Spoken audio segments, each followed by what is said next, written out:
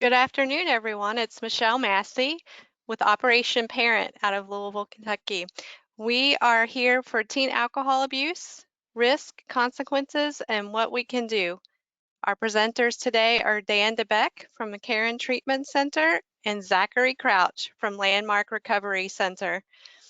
We would like for you to take a minute and just introduce with your name and the state that you're joining us from in the question feature. Just going to utilize this time to let a few minutes everybody come into the queue. If you there you go. Okay, great. I see you guys now. We've got folks out of New Jersey. Welcome. Wyoming, New York, Florida. Hi, Stephanie from Florida. Philadelphia, Megan from South Carolina, California, Tori from Illinois. Lots of folks with us today from North Carolina. Welcome to a big crew from North Carolina. You guys are coming in. Ken from Illinois, welcome. Jane from Crestwood, Kentucky. Okay, you guys are loading in quickly, but my computer is slow. Okay, Patrice from New Jersey, welcome. We've got a lot of folks from Virginia with us today. Jean from New Jersey, thanks for joining us. Akron, Ohio, Alice, welcome. Hi, this is Michelle Massey from Operation Parent. You've joined us for teen alcohol abuse, risks, consequences, and what we can do. Our excellent presenters today are Dan DeBeck from the Carrion Treatment Center and Zachary Crouch from Landmark Recovery. If you just joined us, if you could take 1 second and put your name and the state that you're from in the question feature. We've got Melinda from Indiana. Welcome.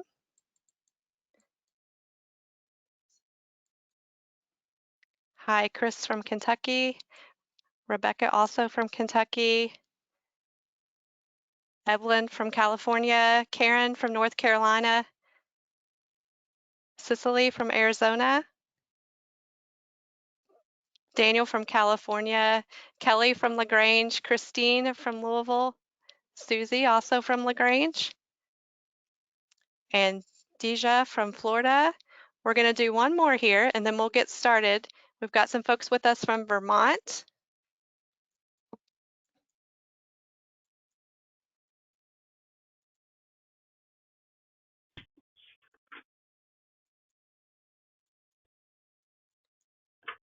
Okay, excellent. And Tammy from Wisconsin and Jeremy. Got a double team there. Okay. Welcome everyone. I am going to now turn it over to Mary Beth, who's going to tell you about some of the technical ways that you'll use the GoToWebinar system today to participate with us. Hi, this is Mary Beth Huberty with Operation Parent, and thanks so much for being here today, everybody. As we get started, I just wanted to let you know what our next webinar is. This is a rebroadcast. So this is a recorded rebroadcast of a past webinar related to alcohol and drugs.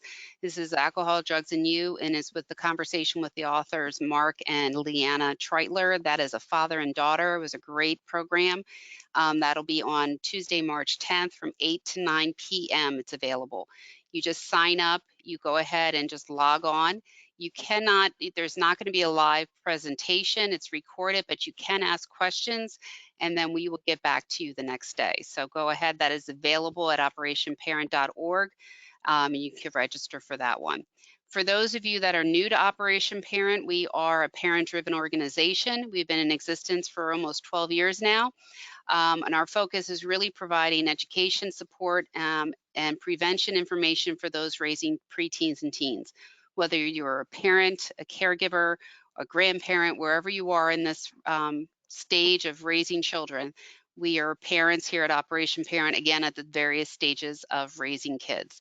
So I just wanted to go over a few things about the GoToWebinar system. If you've never used this before, there is an orange box at the top with a little arrow. That is the bill. You can minimize the panel by clicking on that and then clicking it to open it up.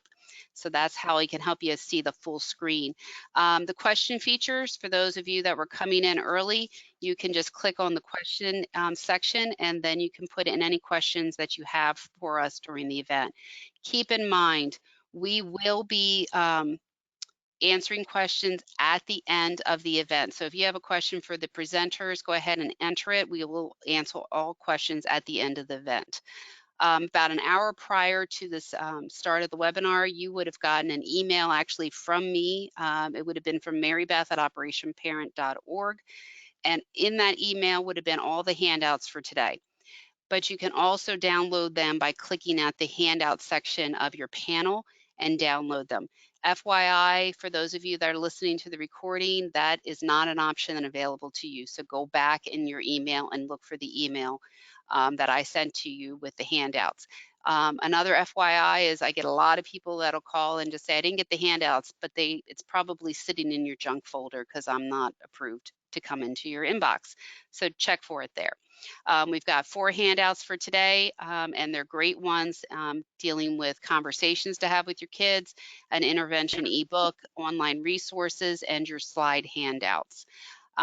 Then also to keep in mind, we will send this recording out tomorrow afternoon. It'll go out with our follow-up email. You'll probably get it a little bit after 3:00 p.m. Eastern time. It'll contain the webinar recording as well as a survey. So we would love to have you take the few moments to take the survey for us. It's like 5 or 6 questions, and it just provides us with a lot of valuable feedback. And with that, I'm going to go ahead and turn over our event to Zach and Dan, and they are going to tell you a little bit about themselves and then get into the main part of the content today. So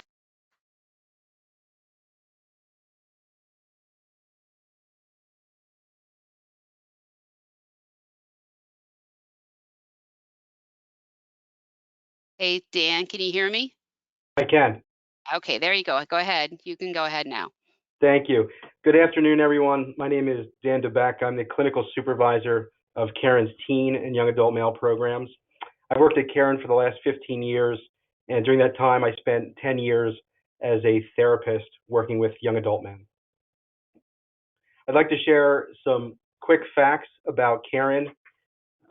We opened our doors in 1957, so we've been delivering addiction and behavioral health services for over 60 years. What I like most about Caron is the team of people that I work with. The Caron team is made up of incredibly talented individuals who are dedicated to carrying out our Recovery for Life mission. So with that, I'm going to turn it over to Zach. Good afternoon, everyone.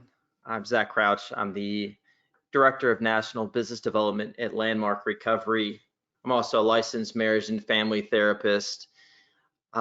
Before I came on board with Landmark Recovery, I was actually a practicing therapist working in the intensive outpatient level of care, treating both adults and teenagers, and worked with the families as well. So Landmark Recovery is, we've been open now for just a little north of 4 years, and we started here in Louisville, Kentucky. We are now located in 3 states. We have facilities in Louisville, Oklahoma City, and Carmel, Indiana. And part of our mission is to restore hope, tranquility, and function to 1 million families over the next 100 years. So it's pretty bold mission that we have, and it'll certainly outlive me. So I want to get into some of the learning objectives of what we're going to do today during this webinar, because I think that's really important. So one thing that we're going to do is review substance use trends and the effects on the teen brain. We're also going to describe the progression of substance use. We're going to discuss the consequences of substance use that include both legal and career consequences. And then we're also going to identify resources that are available. So first and foremost, I'm going to focus on the first part of our presentation, which is the substance use in the brain.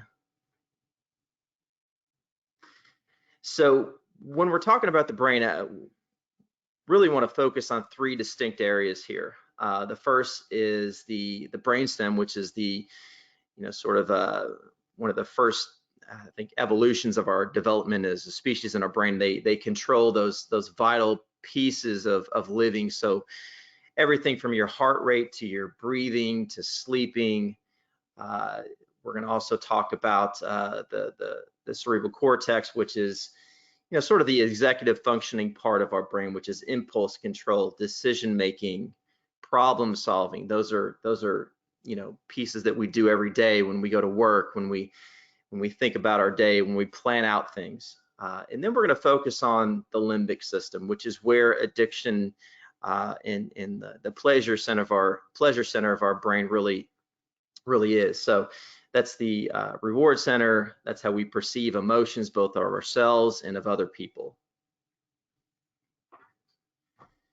So what's important to focus on with the brain is how it communicates. And I like to think of it as, there's a talker and there's a listener. And among our brain and how it communicates, there's billions of neurons and neurotransmitters. And how it communicates is neurochemically. And why that's important is that there's different neurotransmitters that send different messages, and that's how we think, we feel, and how we act and behave. So if we're going to talk about addiction, we need to really focus on dopamine and why it's important. And dopamine is one of those things that occurs naturally within our bodies. And the good thing is that we get those pieces and those hits of dopamine throughout the day. So if you woke up this morning and the sun was shining like it is here in Louisville, Kentucky, thank God. It's been a long, just sort of winter of a lot of great days. And, woke up this morning, got out of bed, saw the sun shining, and naturally, whether I knew it or not, there was a release of dopamine. Just vitamin D, dopamine happened just by walking outside. But we also get it through things like food. We get it through activities like sex, sleeping. But the other flip side of this coin is that we also get dopamine released through, I would say, artificial means, through ingestion of substances. Like, we're seeing a large spike here in Louisville, Kentucky of methamphetamine. You also would get it through ingesting alcohol, cocaine, all these other forms of getting dopamine. They all focus on that same part of our brain though, the pleasure center of our brain. So when we talk about the neurotransmitter of dopamine, we're also going to refer back to the reward pathway.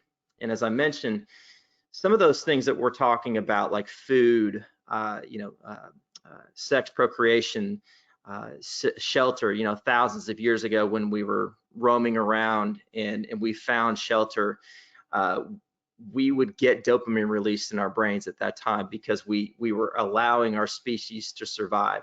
Okay, so whether we knew it or not, we were getting pleasure from that.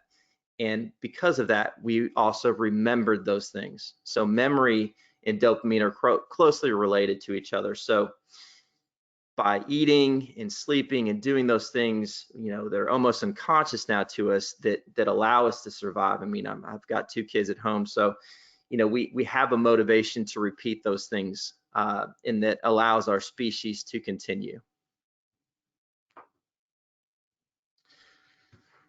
So as I mentioned, the piece around artificial forms of dopamine through whether it be methamphetamine, cocaine, other drugs, we are going to see a lot more activity and less activity throughout the course of someone using a substance. Okay, so if you take a look at the slide on the right where it says drug abuser, you see there's there's a lot less activity going on. And if you look at the healthy brain right there, where you see reds and yellows and greens, that's showing that there's a tremendous amount more activity in that pleasure center of our brain. And what we find is that as a person begins to use more and more of a particular substance, it takes more and more to simply just feel normal, okay? So what was maybe true before someone, say, started using the opiates, which is pretty common in our section of the country, you know, what might have naturally felt good before, like, as I mentioned, eating good food, you know, having a nice walk in the park. A lot of people who abuse substances over time begin to not experience the same sort of pleasure that would have felt great before. So it's not uncommon at all in the early stages of recovery for someone to feel what we call anhedonia, which is that sort of not feeling any kind of pleasure at all, because what has been artificially pumped into the brain by other means simply takes that now to feel normal. And now that you've taken it away, it feels really, really difficult to just simply feel happy. So there's really three stages that we're going to talk about. The first one is just simply use, okay? And what you often find with people who have used substances and then progressed on to addiction, which we'll get to in a minute, is that the first time that they took a substance, they might even describe it as feeling magical, right? They took, maybe they got high from THC, and you know, maybe they never felt joy or happiness before, but they found something where they took the substance and man, it just felt great, right? And the piece around this that's important to know is that there was no adverse behavioral effects. So the substance really has not interfered with their lifestyle at that point in the first stage. Now, as we move into the second stage, which we call misuse, for the first time, there's going to be a negative dimension that's introduced. And a lot of times for people, if especially they're drinking alcohol, this can involve having a hangover. Maybe someone who is, you know, consistently at work every single day on time, they show up late, you know, and they probably feel some guilt over that. You know, maybe I should not have drank the night before, but I did. So at this point, there's also an introduction of tolerance. So tolerance actually begins to develop at this stage. Another thing too, if you have teens or young adults who have begun to use, you might also begin to experience a change in their appearance. There might be some new friends that are introduced. I just learned this recently. I didn't know this, but it used to be 420. That used to be a real common phrase, like when I was growing up, you know. And now it's changed over to this, what they call 710. So if you see a shirt or a hat that says 710, it's actually referring to the THC hashish oil that people are using these days, where there's a concentration of around 80 to 90 or even 100% THC. So it's very sort of indicative, if you start to see those things, that there's a possible change in group identity or peer group identity. This is where we start to move into the stage of addiction. And why this is important is that, as you see, the normal becomes the pain and the pain becomes the normal. So there's a complete loss of control. What I see with a lot of people at this point too is that there's a conflict with their values as a person. So as an example, a person might say, you know, I never thought that I was going to do that before until I did it, right? Referring to their habits. So some person maybe who was raised, you know, had great values growing up in a household where stealing was just never even thought of. Now they're breaking into cars. Now they're stealing from people's purses. Now they're, you know, stealing ATM cards and withdrawing, you know, money to support their habit, right? Blackouts, withdrawal are pretty common during this time. And when you've reached this stage, often that's usually when, you know, help is very much needed at that point. So some key facts here that I think are really critical to this is that the longer that you abuse, the higher the likelihood of developing a substance use disorder, okay? So someone who starts the process early on in their life, I'm talking about, 12, 11, 12, 13 years of age, then what you find is a tendency, looks like I got disconnected. You're okay, Dan. We can hear you, Zach. You're fine. Okay, I'm trying to pull back up here. Sorry about that. Okay, that's all right. Let's see. There we go. Yeah, as I was saying, the longer that you do abuse, the higher the likelihood of developing a substance use disorder. The younger that you start, the quicker you can move through these stages. And a strong piece of this, and it's strongly driven by genetics, is that if there is a family history of addiction, it does increase the risk substantially. Okay. The other piece of that too is that everyone is different, right? So even though there might be a piece around having a family history of addiction, it's important to know that if there are strong attachments, good relationships within the family, there's a lot of honesty and open communication that take place, then the tendency to develop addiction might be less and less. Okay, so prevention, education, having those conversations early on are so critical.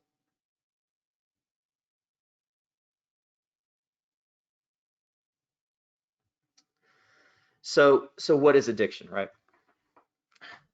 I think the first piece up here, the first bullet point is it's so important, is that there is compulsive use despite harmful consequences. Okay, and I want to bring up an example for you guys. So I used to work at a place in Louisville where it was necessary to have a clean driving record because we were working with kids, children, etc. And this gentleman who I worked with, really smart guy, but he had probably one of the worst drinking habits I'd ever seen from someone.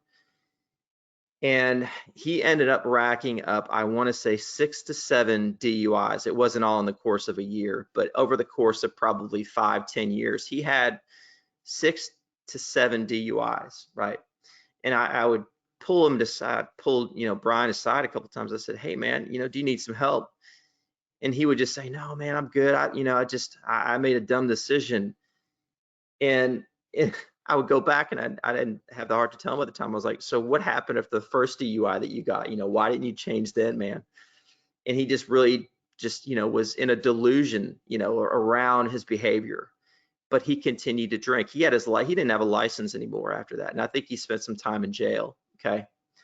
So if you look across the course of people who have developed addictions or, problem use, what you'll often see is that there is continued use despite these harmful consequences. I'm talking about DUIs, I'm talking about marriages, jobs, etc., that have obviously been affected by this person's use, right? But their delusion will not allow them to see that, okay? It is a chronic relapsing brain disease, okay? So relapse is often a part of many people's stories when they get into this. The other piece, though, is that it can be treated. It's highly treatable, okay? If you think of diabetes, people who do not treat their diabetes, who don't monitor their blood sugar, who don't exercise, who don't eat right, okay? If they don't treat it, the consequences around the chronic disease can be, pretty dire. And then the other piece is that there's physical changes in areas of the brain that are critical to judgment, decision making, learning, memory, and behavior control. And what we know about people who do get into the recovery process is that there's a lot of hope here, okay? Because the brain has a incredible ability to repair itself, right?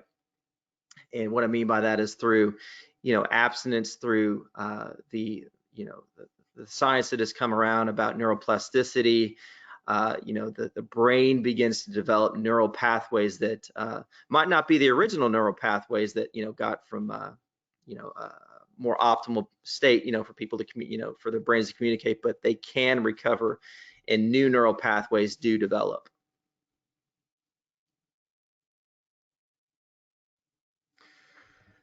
So some factors to consider around addiction and why this is important is that if older siblings or parents use substances in the home, if there's criminal behaviors of family members, if there are substance using peers or academic failures or poor social skills, environmentally, these factors certainly contribute to a person's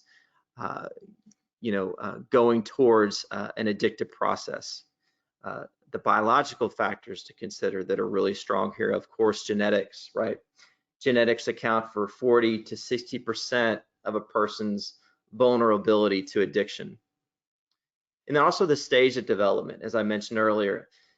If adolescents begin to use, I'm talking about, anywhere from, 11 till, 18, that range right there, or maybe a little bit older, their likelihood of developing addiction becomes stronger. And we'll get to a slide here in just a moment that highlights why that's important. If there's medical or mental health conditions that are present, at Landmark Recovery, where I work, one of the biggest things that we do upon admission is look at adverse childhood experiences. Okay, has this person had a number of what we call ACE scores? Okay, and if you're not familiar with adverse childhood experience, it's a long-range study. Check it out, and it is I would say a fundamental for many, fundamental predictor of a person developing an addiction later on in life, okay?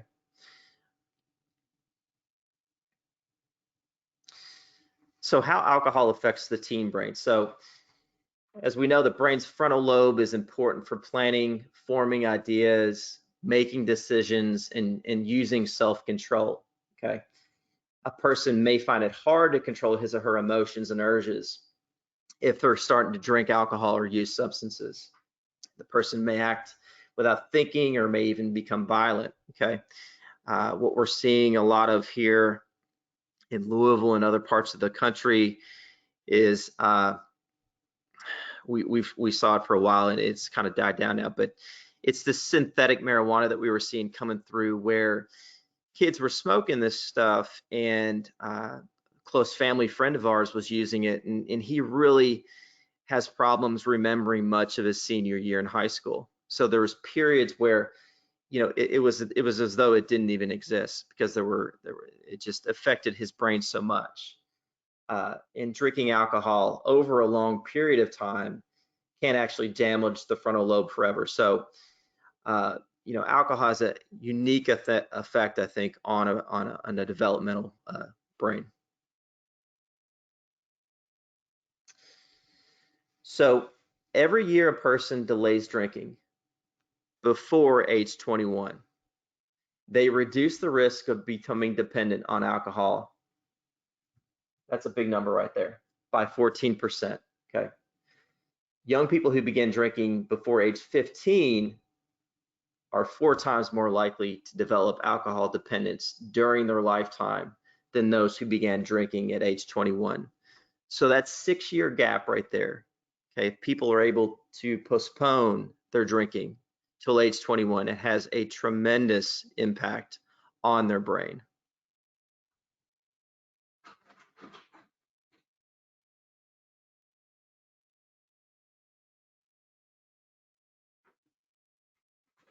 Okay, great. This is Dan DeBeck, and I wanted to focus on alcohol specifically and the impact that alcohol has on the teen brain and development.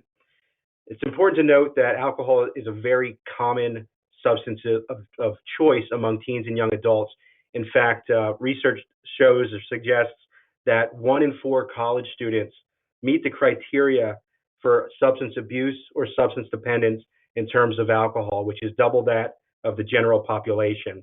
It's also important to note that the most common demographic for individuals binging on alcohol is the 18 to 25 age group. We have a trivia challenge here. I'd like to poll the audience. The question is, which one of these items has the highest amount of alcohol as far as content go? A 12-ounce beer, a 5-ounce glass of wine, 1.5 ounces of 80 proof liquor, or they're all the same. So we'll take a minute to get the audience response. Awesome. Okay, we've got the poll up and people started to respond right away. So we'll give it just a couple more minutes here. Let people finish up responding. All right, great. There we go. I am going to close the poll here and share the results with you guys. 5% of our audience say 5 ounces of table wine. 14% say 1.5 ounces of 80 proof liquor. And then 80% say that they are all equal, Dan. Okay. Yeah, actually, D is the correct answer. They all contain the same amount of alcohol. And that's important just so we can get a sense of what we're consuming and how much we're consuming. So the next slide shows a typical red solo cup that you would see at a house party or a college party. And there's some markers on the cup that would indicate what the amount of alcohol. So that first line at the bottom of the cup is your 1.5 ounce line. So that represents a shot of 80 proof liquor. That middle line there is a 5 ounce drink, and the second from the top is a 12 ounce beer. One thing that's important to know is that some house parties, some college parties will create their own drink. It'll be a concoction of different beverages, usually some form of grain alcohol in the mix, which it's impossible to get a sense of how much alcohol we're actually consuming. So some of those concoctions, when you look at that full solo cup, could contain anywhere from 5 to 6 shots of liquor. So if you're not aware of that, it can put you at risk at being much more intoxicated than you intended. Another pattern that we're seeing with teens and young adults is a propensity towards mixing alcohol with energy drinks. And this is particularly problematic because, one, the impact that the energy drink and the caffeine has on your body and functioning, and two, the combination of alcohol and energy. Really what occurs, alcohol is a central nervous system depressant, and the energy drink will contain a stimulant in the form of caffeine. So what can happen is the individual who's consuming this beverage might not have a true sense of how intoxicated they actually are. The stimulant in the energy drink could demonstrate a counteracting effect to the central nervous system depressant, which is the alcohol. Binge drinking is common for teens and young adults, and this chart just gives us a representation of what it means to binge drink as a man and as a woman. So for a woman, binge drinking is defined as 4 or more drinks over the span of 2 hours. And for a man, it's 5 or more drinks over the span of 2 hours.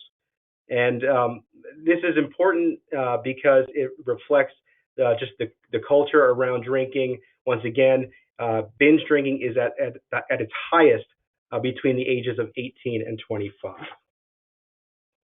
So this next chart demonstrates what it's like as you see the blood alcohol level increase for an individual. At the lowest level there, 0.01 to 0.05, somebody who is in this range will appear normal to an outside observer. When you get into the 0.3 to 0.12 range, you'll start to experience a mild euphoria, talkativeness, and increased self-confidence. Once again, alcohol is a central nervous system depressant, but in this first and second stage, the individual might appear energized. And what's happening is the alcohol is depressing the part of the prefrontal cortex that is related to inhibition. So there might be this euphoric experience early on. And people will say that peaks around 0.06 BAC. When you get to 0.9 to 0.25, this is where you'll really start to see the depressant effects of the alcohol impacting the brain. You may notice emotional instability, loss of judgment, impairment of perception, difficulty with memory, coordination, decreased reaction time, and certainly starting to be noticeable to an outside observer. In the 0.18 to 0.30 range, this is where somebody will be disoriented, confused. They may, forget where they put their keys or their phone. You'll notice that their speech is starting to be slurred, and they may have a difficult time moderating their emotional response. In 0.25 to 0.4, this is where an individual will lose motor function. They'll be stumbling. They may need help getting from point A to point B, and you'll start to see that their consciousness is being impaired because of the alcohol. When you get above 0.35, there's risk for unconsciousness. Reflexes are depressed. The body temperature will be lower, and there's risk for coma and death. So somebody who's drinking alcohol over time will experience an impact on their ability to learn. And this is important for teens and young adults who are trying to do well in an academic setting. So what we've seen is that memory function is impacted, the ability to think in an abstract way and problem solve is being impacted, attention and concentration is impaired, as well as perception of emotion. And if all of these learning objectives are impaired, obviously it's going to have an impact on one's academic success. There's also a major impact on physical health. We see a lot of emergency room visits throughout the year due to alcohol poisoning in the teen and young adult demographic. There's risk for physical injury, either through assault or accidents, motor vehicle accidents. We also see an increase in alcohol use disorders and suicide attempts, as well as death. So alcohol poisoning, it's important to be aware of the signs so that if you observe it, you can respond in an appropriate way. Typically, when somebody is experiencing alcohol poisoning, one of the first things you'll notice is the mental confusion and the unresponsiveness. That person may be vomiting, they may be having seizures. If you count their breaths, you may notice that they're breathing less than 8 breaths per minute, or their breaths are greater than 10 seconds apart. You might also notice that their skin is becoming a bluish tone, which means they're entering into hypothermia. If you notice these signs, it's important to contact 911 or public safety immediately so you can get that individual the help that they need. So here's some facts about the impact on health with underage drinking. 4,300 deaths annually attributed to underage drinking. 189,000 emergency room visits per year associated with underage drinking. So a major contributor to death and accident and injury. Some of the other risks that people who are drinking will experience, legal issues is really big with teens and young adults, and depending on what state you live in, there could be charges related to underage drinking, possession of alcohol by a minor, driving under the influence, possession of a fake ID. A whole host of legal issues go along with underage drinking. The risk for assault is increased when you add alcohol to the mix. There's a higher incidence of suicidality and homicidality when under the influence of alcohol and other substances. We talked about the impact on learning and memory. And there's also the risk of using other substances. When we're using alcohol and the prefrontal cortex is being impacted, it impacts our ability to make healthy decisions around other behaviors. So whereas before we might easily say no to cannabis or no to cocaine, when we're under the influence of alcohol, we might not have the same ability to refuse other substances. It also puts us at risk for developing an alcohol use disorder and continuing drinking later in life. So the school problems associated with alcohol use, we see individuals who are missing school or showing up under the influence or hungover, and obviously that's going to have a major impact on their ability to function at school and get good grades.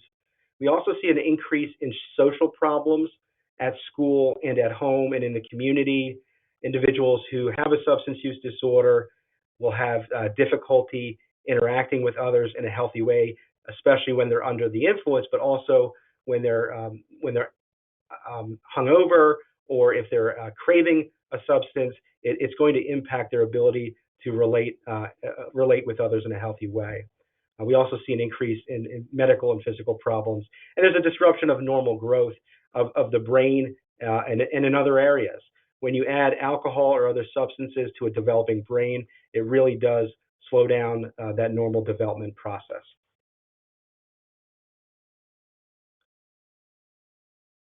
There's a risk when using substances and combining substance with other substances.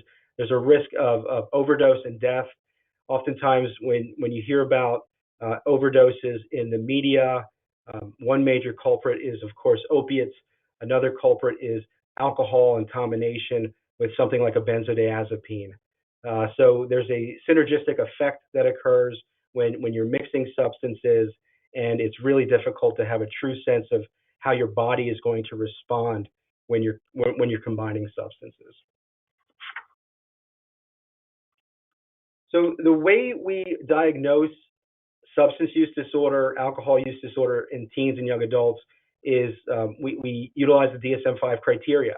And essentially what they're looking at is whether or not the individual is using the substance in a larger amount or over a longer period of time than was intended, or whether or not the individual is experiencing persistent desire or having unsuccessful efforts at cutting down or controlling use. We're looking at whether or not that individual is experiencing cravings and the impact that it has on their life and functioning in areas like work, school, or home. One other thing that we notice is that individuals will start to experience social and interpersonal problems when they have a substance use disorder. So these are the criteria that we're looking for. Other criteria include tolerance. An individual will be able to use more of a substance as he uses it. The brain chemistry will become tolerant to the effects of alcohol, and they may be able to consume more of the substance over time, and then also go through withdrawal. When they stop using substances, alcohol particularly, their body will go through some changes. They may experience the DTs or the shakes. They may experience memory issues, and of course with alcohol withdrawal, it's imperative to receive medical detoxification because there is a risk for seizure and death while going through withdrawal. So when looking at types of treatment or levels of care for an individual who's seeking treatment for alcohol use disorder, we can start with the early intervention, which is at the 0.5 level. Level 1 is related to outpatient services, and then level 2 is intensive outpatient and partial hospitalization. Typically, when an individual is at this stage, they're living at home and they're receiving services in their community to get help, early intervention, and treatment. When you get to level 3, this is the residential inpatient services and medical level 4, medically managed intensive inpatient services. This is where somebody would be basically living in treatment, receiving those services during the day and staying in treatment during that. Typically, it can be anywhere from 1 month to several months.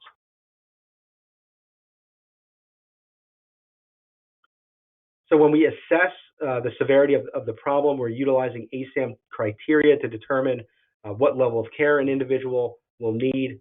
And essentially, we're assessing whether or not they're currently under the influence or going through withdrawal. Are there any biomedical conditions that are caused or exacerbated by substance use? What are the emotional and behavioral issues that individual is dealing with that may be impacting their substance use? And what is their readiness to change? We utilize a stages of change model to determine whether or not they're in the pre-contemplative or the contemplative stage of change, whether or not their motivation is internal, external, or a combination of the two. We're also looking at the relapse risk And what does their recovery environment look like? What is the home environment like? Is it safe and supportive? Is it free from substances and other triggers for relapse? So talk a little bit more about the legal consequences. I shared some of this earlier, but there is certainly risk for public drunkenness, driving under the influence, physical assault, vandalism, property damage, and homicide, either through vehicular homicide or other homicides.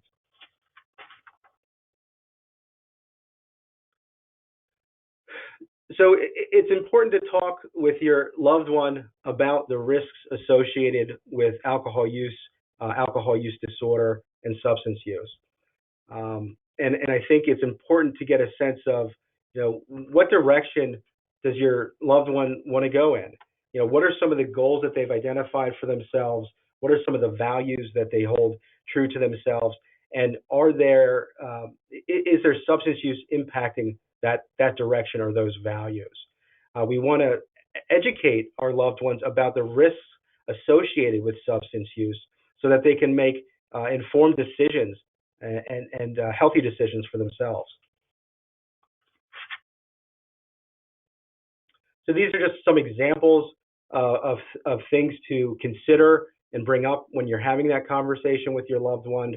The risk of alcohol poisoning and other fatalities associated with substance use, the impact on education and future goals, the possibility of developing a substance use disorder, the risk for legal issues, the expense of living in an active addiction or buying substances, and the risk of losing control. When you educate somebody on the impact of substance use on the brain and how it impacts our ability to make healthy decisions, it certainly can shed some light on that feeling of being out of control. So this is a challenging conversation to have and a necessary conversation to have.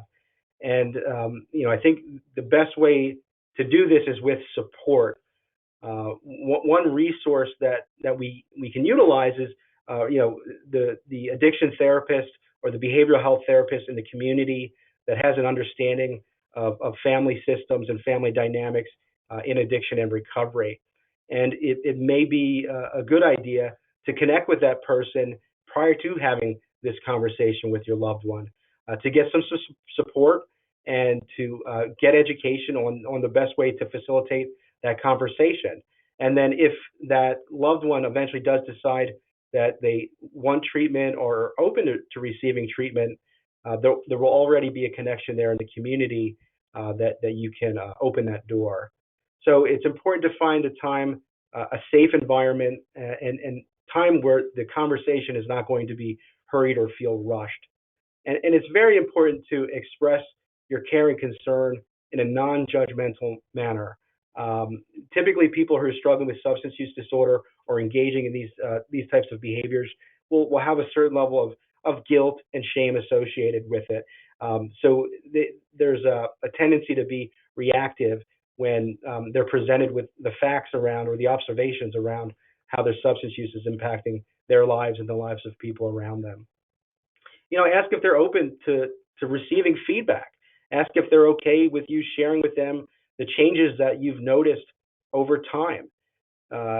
It's really what I see.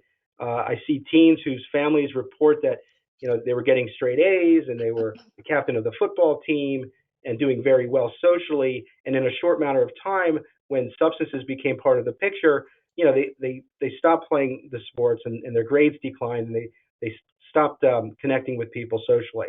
So the family is the family and the friends are a good source of being able to provide that feedback if the individual is open to seeing that. It's important not to speak to them while they're under the influence. It's just not going to be a productive conversation, and it's important to be compassionate and firm with them.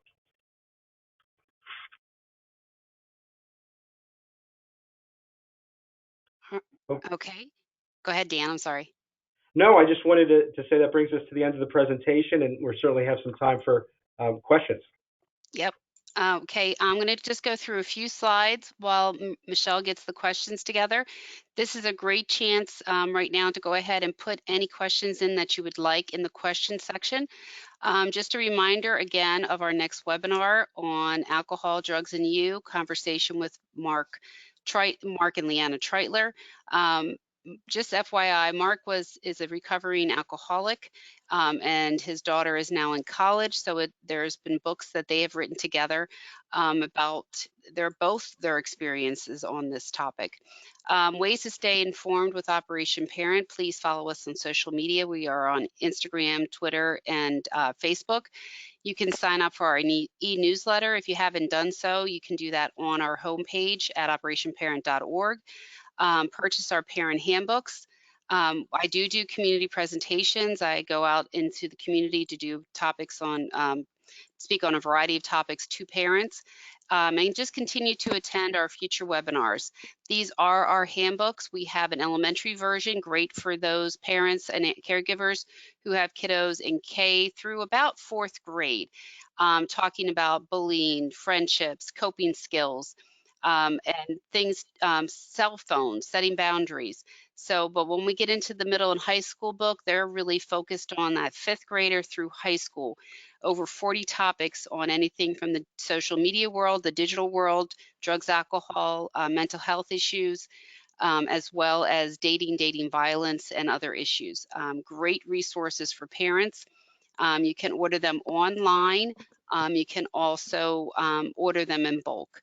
I'm going to go ahead and open up questions. And hold on, let me just, Michelle, your microphone is open. Okay. Okay, great. Our first question is, are there listings for peer support groups for youth? Because some youth may not feel comfortable to talk to an adult first. And Zach and Dan, I have both your microphones open, so anyone can answer. Yeah, that's a good question. I know that peer support specialist, that certification is becoming more and more popular here, and for good reason. What I would suggest is just maybe Googling, if you live here, in the Kentucky area at least, peer support specialist resource, and seeing what pops up. You can also look maybe on the SAMHSA website. They might have some resources there. That's probably where I would go first, is SAMHSA. It's samhsa.org.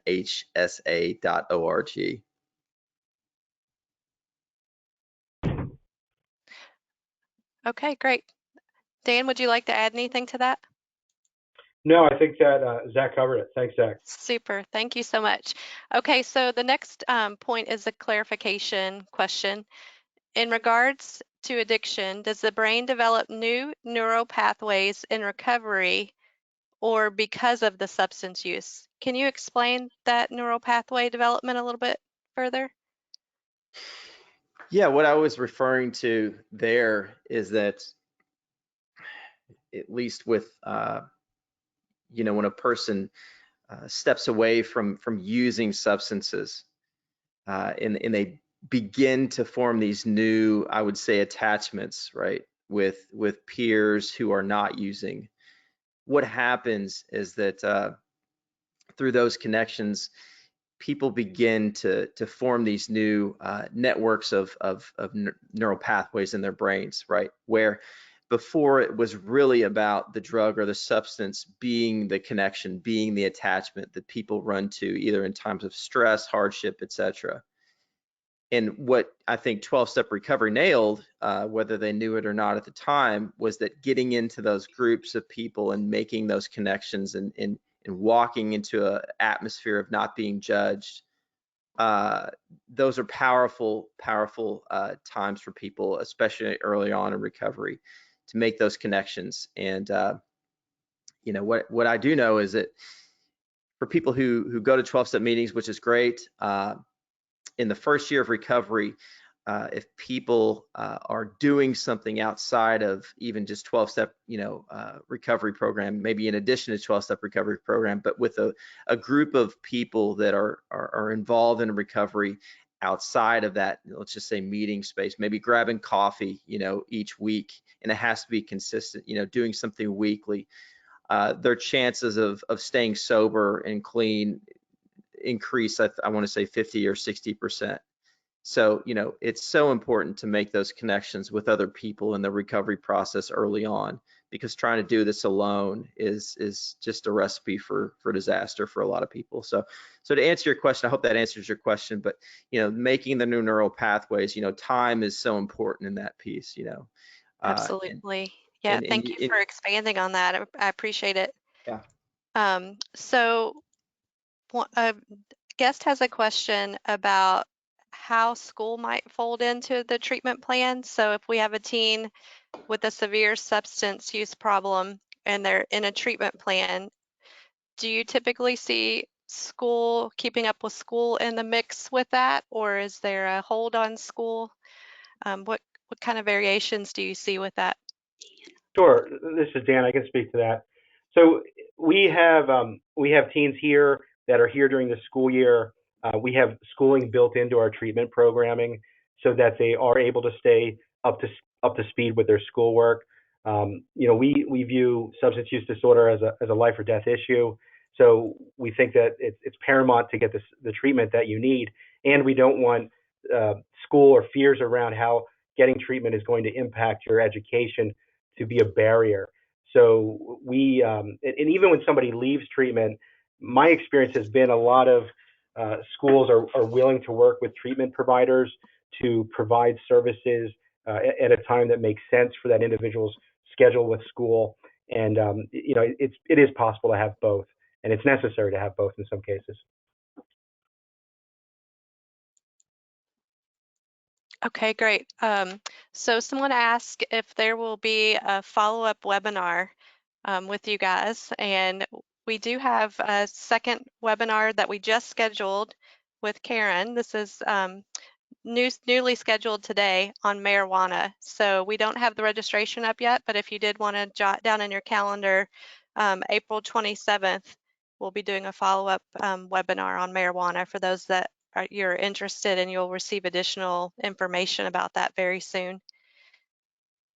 And then on a separate note, it looks like folks are interested in a little bit more information on teen recovery coaches.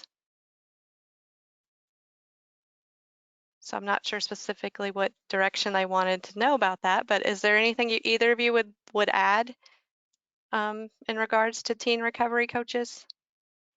Dan, I don't know what you would have to say to that, but I think that, I mean, recovery coaches are great. I think that there's a level of built-in accountability and I think relatability and trust. And you can often go deeper with a recovery coach than maybe even a sponsor. So I don't know, Dan, are there specific teen recovery coaches that you know of in your area? So we work with a number of providers that do provide ongoing services for teens and young adults after they complete treatment.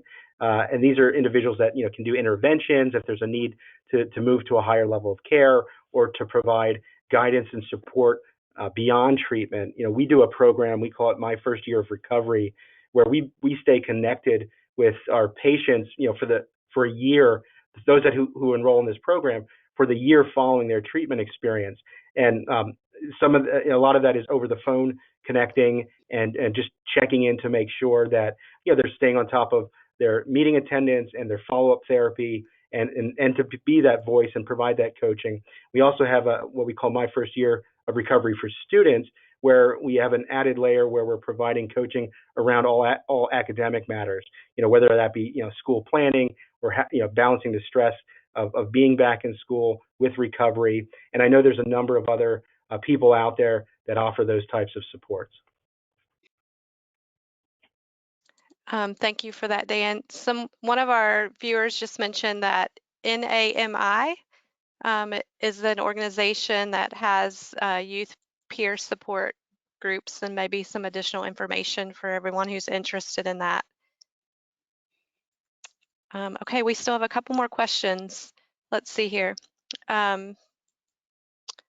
Would either of you advise that parents do a drug screening on children if they know that their children are struggling with drugs and alcohol, as well, and possibly not being honest? What tools would you suggest, and how to protect the parent-child relationship when it gets to this point? What's your experience, Dan? So my experience is reaching out for support through that process. I think it is best to approach this with the support of a therapist who's working with families in addiction, and work in step with them to find the right time and method for presenting any type of drug screening. And that way there's a plan in place, and depending on what the outcome is, we know what the next step should be. Excellent. Okay, so our next question is, how would you respond to a parent who believes it's safer for their children to learn to drink at home before they go to college? The first thing I would mention is check your social host laws, especially if you're allowing other friends to join in that. But what do you guys think about that? I mean, I can speak from my own family's experience. When I say family, I'll say extended family, and that has not turned out well for them. Okay, so I can't speak research-wise, statistically, anything like that, but I think that having a conversation about alcohol and going through those kinds of conversations is critical. But I don't know if that would be the best sort of use of time in terms of allowing a teenager to drink alongside at the house. I don't know, Dan. No, I agree. I certainly wouldn't support that. I think there's more effective strategies in preparing somebody for going to college. Great, thank you both. So here's a question about after inpatient treatment. Someone has done inpatient treatment and it's a year has passed. What kinds of things should you do to keep tabs? We've talked a bit about drug tests, which was part of their question, but their specific concern is, especially like if we're looking at opioids, they're out of the system so quickly. So along with drug testing, or differently than drug testing, what could a parent do to support their child in recovery? I think the best thing for the family to do is work in conjunction with the treatment providers who are providing that ongoing care. If you do have concerns, you'll likely notice changes in the individual's behavior, their communication style, their ability to keep up with their responsibilities. And certainly at that point, I would bring in the treatment providers, the outpatient therapists, the interventionists, whoever that individual's been working with over time, to help come up with a plan to address what they're observing. I would also add to that I think it's critically important that the family members are attending their own recovery support groups. So whether that be Families Anonymous, Al-Anon, Alateen, whatever it might be, that's something that I think that the family needs to be doing just for their own mental health, right, in their own recovery, because the family must recover alongside the person who is in active recovery. One thing that we do at Landmark, at least, is that each Saturday we have, for anybody who's gone through our program, at least, the family can continue to come each Saturday from 9 in the morning till 4 in the afternoon and participate in our family education and the family day. Awesome. There's one question I think we might have missed. An advisor from SADD Club in high school. Any thoughts on effective, fun ways to address this topic with a peer group in high school? Any educational tools that you have out there?